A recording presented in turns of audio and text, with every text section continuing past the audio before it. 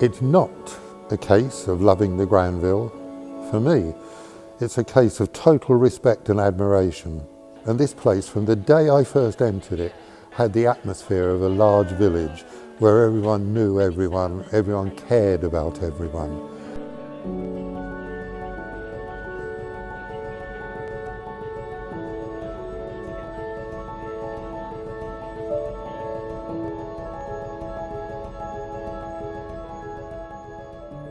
My name is Asma. I run 2 sessions of ladies fitness group, and the other session is a cooking workshop at Granville Centre.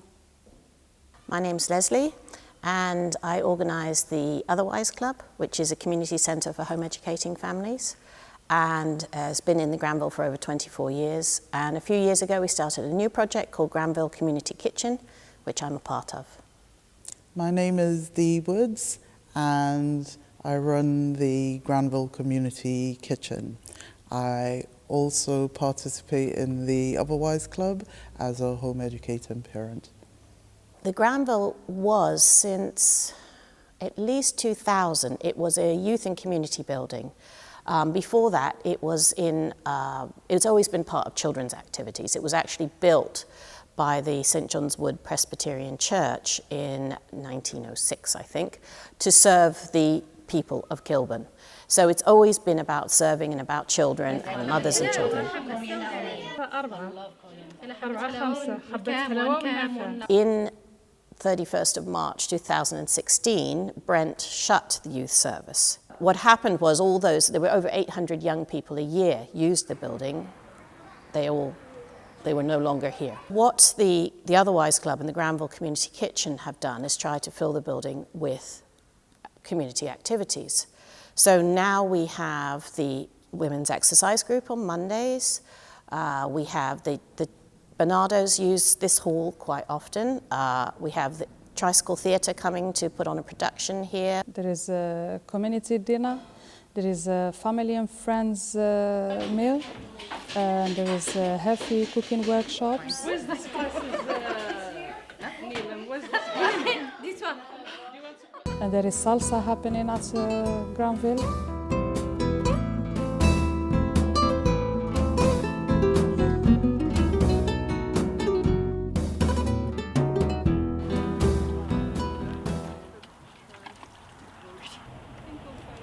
We're collecting surplus food from 2 Marks and Spencers, and also get a delivery from a charity called City Harvest.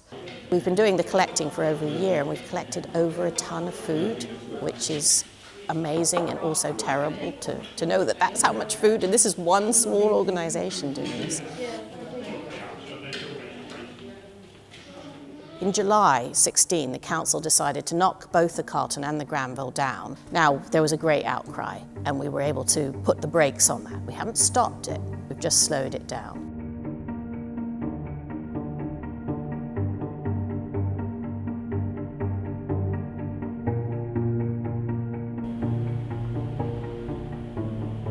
When this beautiful old building is gone, the community becomes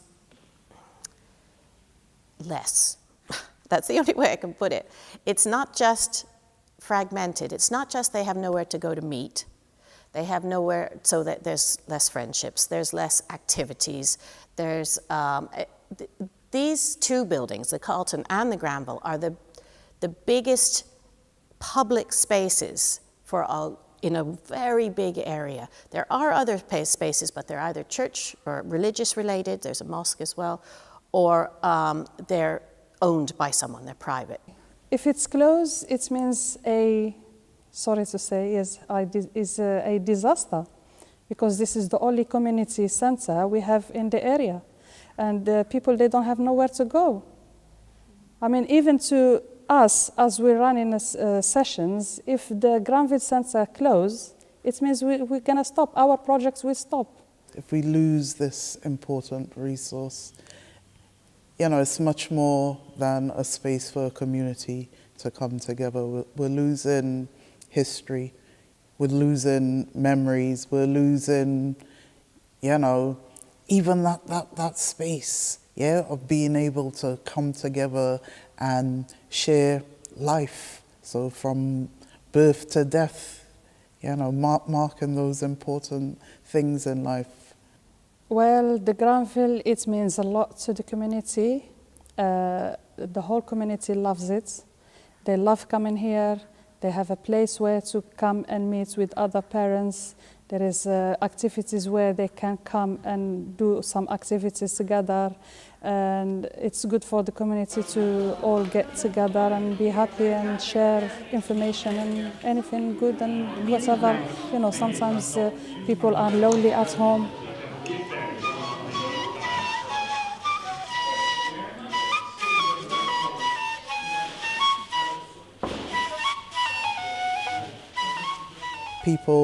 I think a lot of people see bricks and mortar, but they don't see people who come here and cry because they can't get a meal somewhere or they have problems at home. They don't see when people are expressing their joy, when they've been successful or they've come through something, or if someone's passed an exam, they don't see that. But when we lose that, right, people are stuck in their own little boxes. Right, we are forcing vulnerable people to go on the street or seek help and support and solace elsewhere, and it might not be somewhere safe. If the Granville Community Centre closes, it will be a great loss to me personally. I have so many memories here. This place has been a rock for me when I've been through tough times. Well, personally, if Granville close, it means our projects is closed, our hopes is closed, our future is gone, everything. It means everything to me. Because I'm running a fitness session, where it was my dream, and the only place we have is a Granville Centre. If Granville Centre closes, it means I don't have no more dream to do.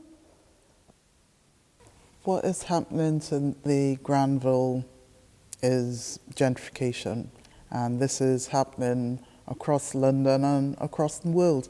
In every major metropolitan city in Western world, we have gentrification, where poor people, ordinary people, low-income people, marginalized people are being pushed aside to make way for buildings and housing for people who have and could afford to go elsewhere. Houses are being seen as investments. They're not just places to live, they're places where you invest your money. So people are investing in property all over London, and that property isn't necessarily used, they just buy it and keep it. And then what that means is that all property prices are going up, and there's not enough housing because these houses are left empty, a lot of them, but it's also people are being pushed out. So under the guise of we need more housing, which is true, centres like this are being closed and bulldozed, and more housing is put on them.